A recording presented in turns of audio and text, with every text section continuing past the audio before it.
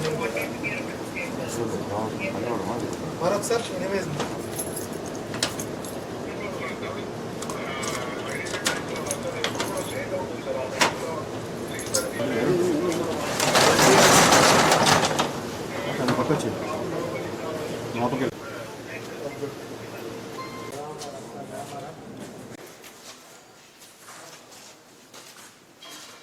పర్లేదా ఇది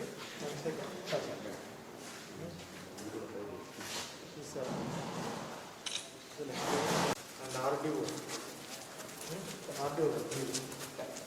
ఇది పెట్టుకున్నాయా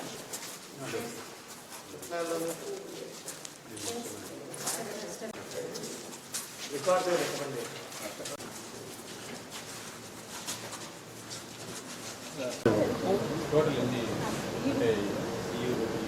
అందరికీ నమస్కారం.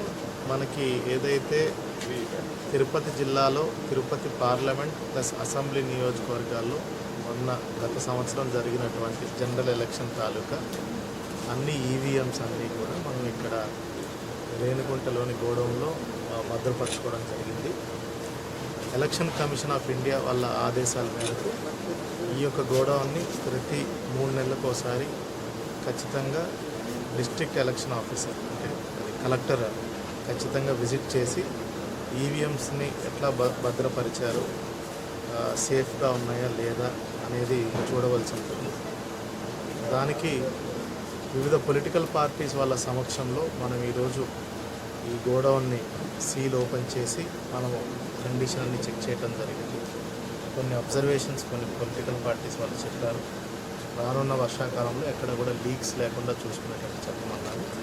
దానికోసం R&B ఇంజనీర్స్ని 1-2 రోజుల్లో గోడౌన్ మీదకి కూడా పంపించి ఫుల్ ప్రూఫ్గా అన్ని అరేంజ్మెంట్స్ ఎటువంటి ఇబ్బందులు లేకుండా చెక్ చేసుకొని అన్ని ఏర్పాట్లు కూడా చేసుకోవడం జరుగుతుంది.